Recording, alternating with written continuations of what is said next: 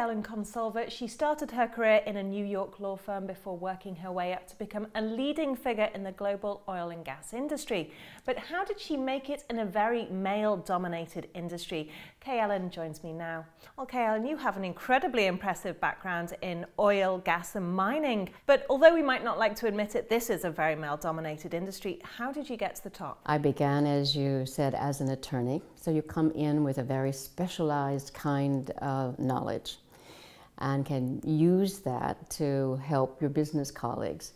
And I worked with Mobil Corporation, and it was a very good place to have been. Yes, many, many men, but they liked to use their executives that they identified that had, a talent and interest in the business and move them through many different kinds of assignments and functions, and I was fortunate to have that opportunity. Well, you do see a lot more women in the business world now, but of course, when you were starting out, it was probably very different. So how do you think women have shaped the business world over the past couple of decades? There's some very interesting studies on that, including that when you have more women on the boards, companies are often more profitable.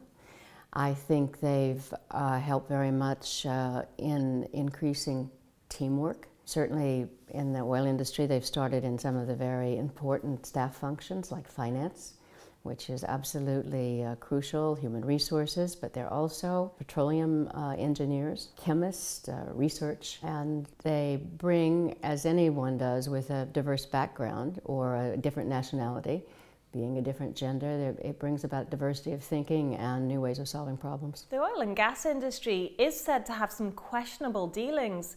Have you ever been offered a bribe? I have never been offered a bribe. But we in the United States particularly, and now here in the United Kingdom, with the new Bribery Act, in the United States there is the Foreign Corrupt Practices Act. The larger, certainly Mobil, the larger companies, Exxon, take that very seriously. But I imagine it is a hard industry to navigate, as I imagine there's a fair bit of corruption, bribery, even money laundering to deal with.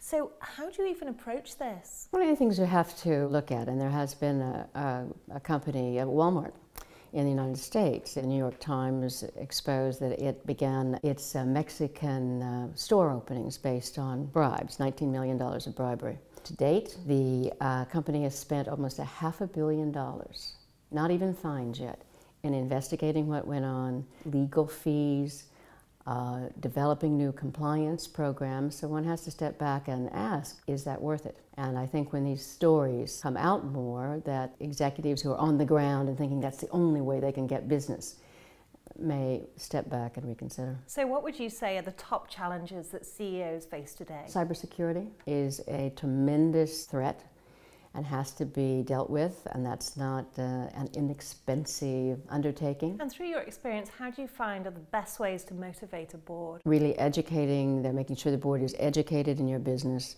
and that the board is dealing with strategy.